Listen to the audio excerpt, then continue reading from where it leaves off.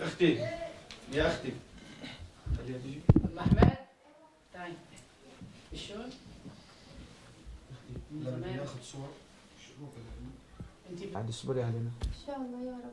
هاي عايدة إلنا تركيهم إن شاء الله يا رب. والله كنت بالمدرسة طلعت لهون من كتر القصف شفت البرميل عم بنزل فوقي يعني كتير صرت أخاف وهدول أخوتي كمان أنا عم بطلع عليهم هون. طلعنا لهون كنت عم بدرس عم تركت الدراسة وصرت أساعد أبوي بقى عم بشتغل بالمعمل لسه ما صار لي فترة عم بشتغل 10 أيام قام راحت إجري بالماكينة أنا فوق الماكينة عم شغل واحد الماكينة راحت الماكينة أخذت لي إجري يعني هي بتاخذ طن ونص تسحبني كلي او انا المعلم من كتر ما صيحت طفى الماكينه.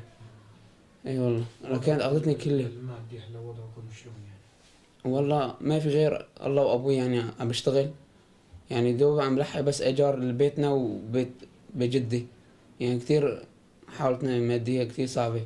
يروحوا على المدرسة مثلا هدول عم يروحوا على المدرسه بس الطريق يعني خطر عليهم عم يصير مشاكل هون ببغلار يعني بدنا سرفيس مثلا ياخدهم ويجيبهم وكثير عم ياخدوا هون كثير غالي انه 50 ليرة عم ياخدوا الراحة ورجعة ونحن ما معنا يعني بس ابوي لحاله عم يشتغل ما في حدا كمان يساعدنا بايجار البيت ونحن عم نصرف على بيت جدي يعني بس الله وابوي يعني عم بشتغل هون ما عم يعطونا لا سيجارته ولا رابورات. رحت على المستشفى مشان يعطوني رابور ما اعطوني اياه مشان اشتكي قال ما بيطلع لي حق.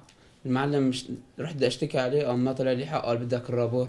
معلمي عنده قرايبين ريشيا ما بقى يطلع لي حق. يعني الله عم بحكي مع هذا المحامي ما عم يساعدني ايش بيطلع منه والله ما بعرف. بطلب بس انه يساعدوني ويطلع لي بس راتب انه ثابت مثلا. أنا نور غزال من وين جاي؟ من حلب. شلون الوضع كان عندكم؟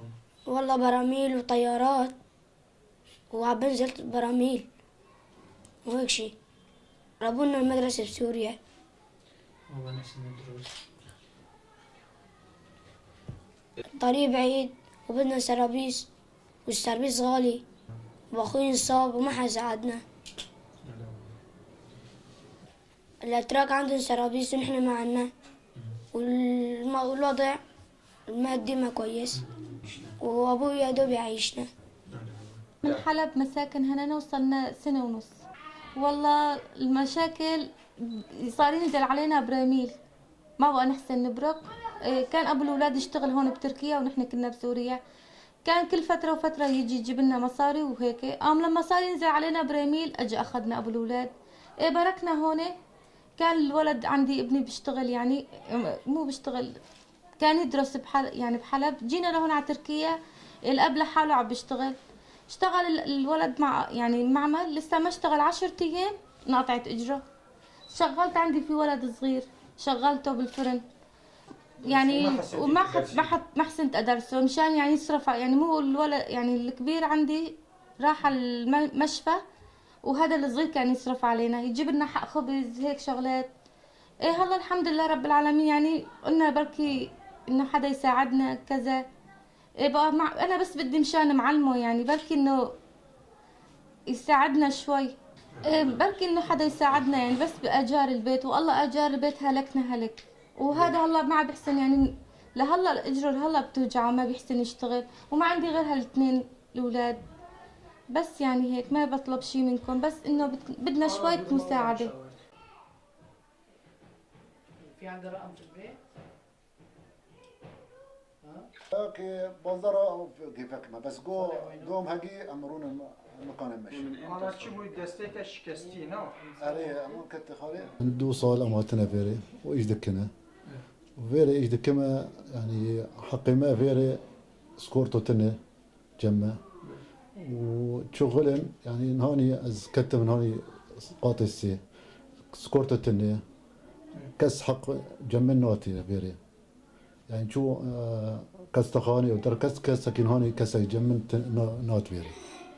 يعني شد بجمع حق ما فيري تنه كسكينات بجمع يعني ماني حق ما فيري ماني إيش فانا وجي أم سوري أنا بس أستلم سوري جيش يعني فيري كسكي جموي كس سكورتو تنيا فيري طعنينا فايشي وشاوك يتن إنشاء أم مع زمان درخن جور أم أسانسول أم قابلو قرت و دستمن دا سروي وكشان جور أم شكل دربا أم بردا أم دستمنت كيت ديوار ديسا فلنت أم تشوز ديوار أرتي أم تشوز سر نجمن كت نجمن شكست ودستمن شكست ويدا شيء من عيني فيري أنا إيش ذكر الوضع بشكل يعني ويدا حق ما يعني إذا كت ويدا جمع سكورته هي يعني كسر حق هي بس فيري حق تنا يعني أم إيش ذكرنا كسر حق أنا كسر جمعتنا أم بس درخست كستخاني كسر نوت فيري جمع يعني حتى فيري أم شش رجاء أم روجتي مال كسر مالي بابي من بومباهاتوي مالا بادي أري بومباهاتو خربوا ولو كان ايوه هاني صاغ نظام يعني ام نكون ودا ايش هي نكون كسكن دري ودا قندما كسكن دو صلم ودا كسكن كون هرين ودا جوب وجنوب ولا نظام اكسورات سكاريه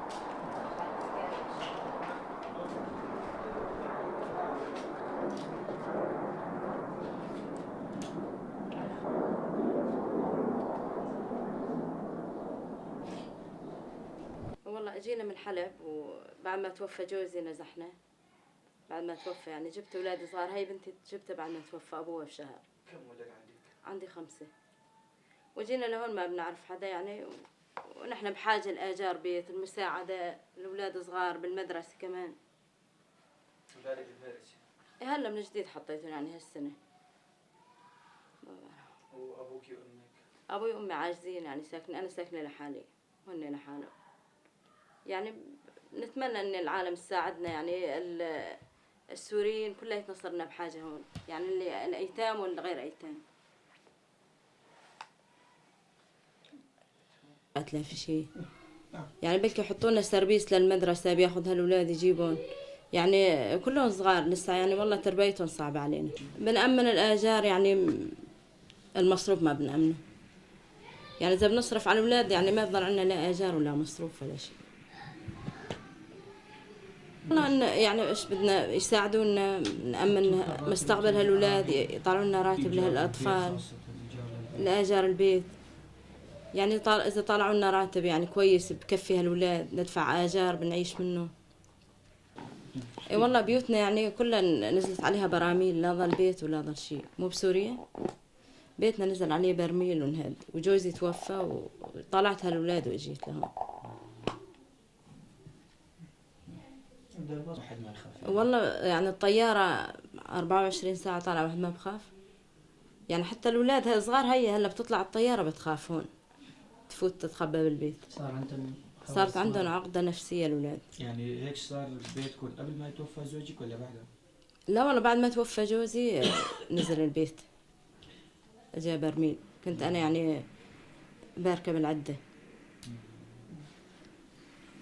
في سوريا كويسة هيك بلدنا غالي علينا وشي يعني لو مو هالضرب وهالضغط علينا ما بنطلع. يعني أنا ضربت الطيارة أولادي تجرحوا كلياتهم ضلوا شهر لا طاولوا. صور البيت هيك تعمرون شتي بني فرحات بس ايه زي تشكا صورني فوتوغراف وباقي كمان انا بده يقص يعني ناخذ ذلك. بسم الله الرحمن الرحيم. انا محمد جاي من حلب. صلنا هون 1.5 سنة. اللي طالعنا من حلب القصف والجور نزل برميل جنب بيتنا قتل 32 شخص وابني عمره 20 سنة كمان استشهد وبيتنا كله تفجر وراح. طلعنا لهون بغراض لعلينا جينا لهون والحمد لله مستورين الحمد لله دبر الله. الولاد ايش كانوا يشتغلوا هنيك؟ زوجك ايش؟ زوجك جوزي متوفي واولادي بيشتغلون نجارين. كم واحد انتم بالبيت؟ نحن هون انا وبيت ابني بركي عندهم انا لحالي. جوزي متوفي. انت لحالك عم بيت ابنك؟ اي وبقضيني هلا الدواء اللي عم بلحق لي اياه، بقضيني الديسك اللي معي، المرض اللي معي، مدبر الله. اللي كان العزابي عبعيل فيني استشهد. يعني بصراحة بدهم إنه تحكي لنا عن الوضع السوري أكثر من هون. يعني شو السوري قضينا جوع وقضينا خوف وقضينا كل شيء. خوف اللي قضيناه بقضي. يعني الصوت البراميل والطيران قطع قلبنا من رعبة زيادة. يعني نحن بيتنا قريب على المطار. يعني كان في مشاكل عندكم؟ كتير في مشاكل، كتير ضرب قصف بالليل وبالنهار. أكتر نومنا بالملاجئ. منا مع فرشة ومخدة والحيف ما في. أكتر نومنا. هذا غير إنه من أهلك من هيك استشهد شيء ولا لا؟ غير ابنك يعني من قرايبينك، أولاد عمك، خالك، أولادين قرايبين المرحوم؟ إيه في. سلفتي وابنه وأمه. كمان استشهد؟ إيه كمان استشهدوا. جا هونيك برميل طيروا. سي مريض ديجي أو جيك سرواتشيك بون وفاة في ابن اختي كمان استشهد. ما ضل بيت بسوريا الا انصاب، ما ضل. البيت مالتنا عائلتنا بشهيد يعني. عائلات سوريتنا بشهيد. باش قاعدين يعني شلون هلا لما جيتوا لهون على الطريق شلون الصعوبات اللي لقيتوها؟ الصعوبات يعني اللي طالع من تحت الخوف والقصف والله ما أمنت حالي لحتى جوات الحدود التركية طلعت هيك قلت الحمد لله الحمد لله. يعني الطيران راح عننا وصلنا يعني خلصنا شوي من الخوف. والصعوبات على الطريق يعني صعب. ما حدا استحكم فيكم مهربين ما مهربين يعني ما حدا استحكم فيكم غشكم نصب عليكم؟ مو وصلنا وبركنا بالأمان الحمد لله. إلا ما في صعوبات فيه الحمد لله. باشا زاري چند سال بود زاري خود الحست كر یا نه؟ يقول يعني المرحوم شلون كان، شلون علاقتك معه كانت؟ كان يدرس يشتغل؟ ايش كان؟ يشتغل نجار. ابوه النجار كلهم نجارين. شلون علاقته معك ارتباطه معك؟ هو اصغر شيء كان؟ اصغر شيء دلول امه شاب زينة اخواته ايش ده الله. بأن ايه بتوكم او مرضي حافظ قرآن كل شيء. من بعد أبوه بعد توفى جوزي صار هو معيل البيت.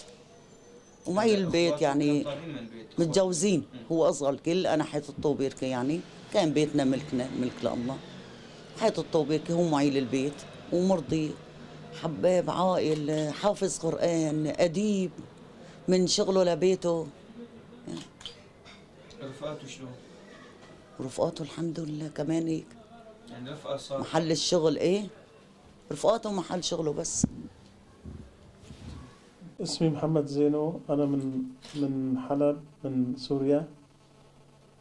نحن جينا لهون يعني نازحين من 2.5 سنين وعانينا كتير يعني هنيك بالحصار وقذائف ومواد ما في كل شيء ما في.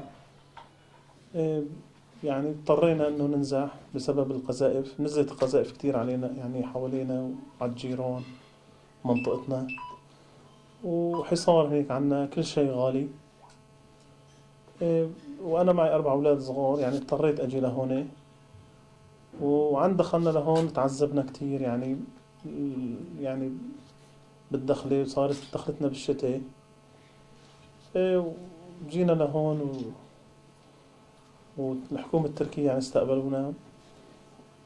وهلأ يعني نحن هون كتير يعني أشياء بتنقصنا كتير أشياء. يعني أول شغلة هي بالنسبة يعني ضمان حق السوري هو السيكورتا. نحن هون وين ما رحنا ما حدا بشغلنا خلص يعني مأكول حقنا مهضوم يعني. وإذا اشتغلنا ما في مصاري يعني ما بيعطوا مصاري. بعض الأشخاص يعني ما بيدفعوا.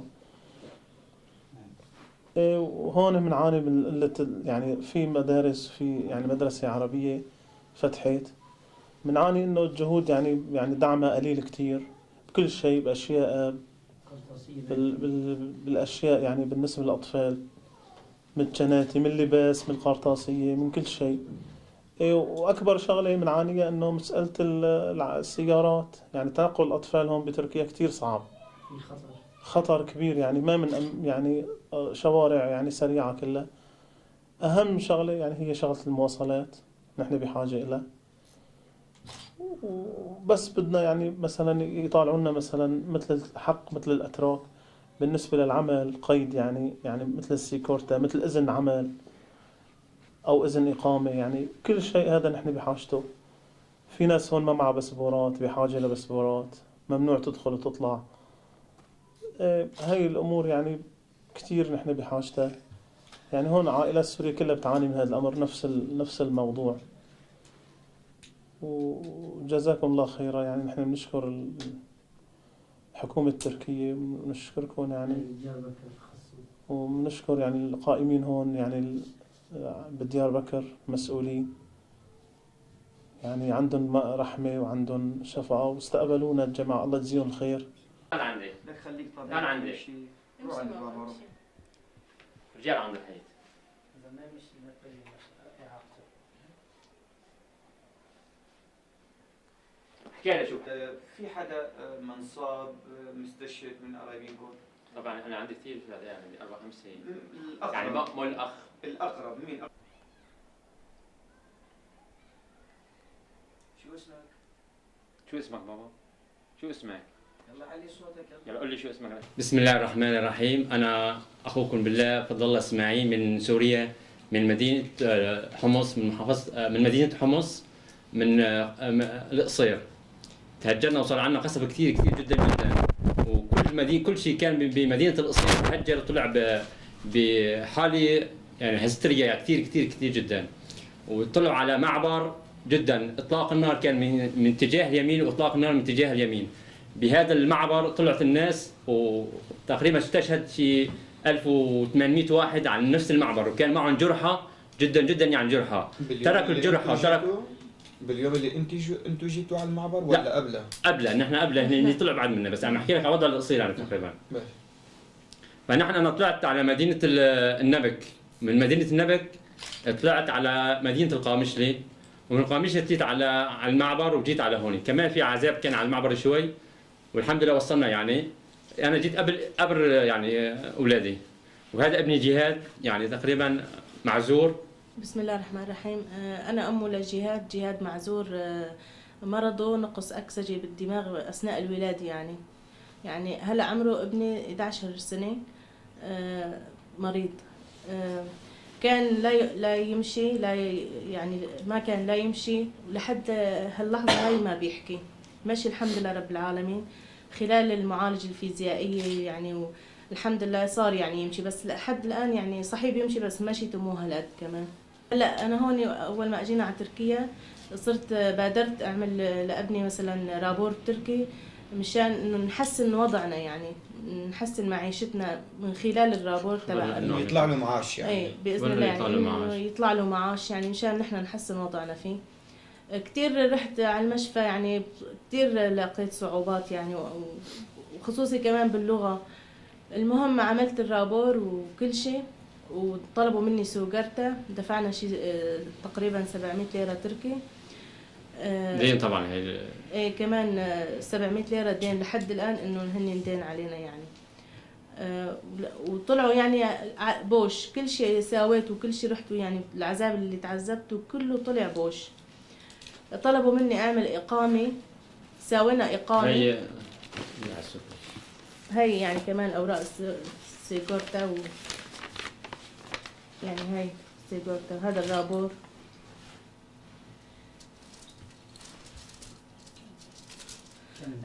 طلع يعني ابني طلع معه تقريبا شي 76% إعاقة،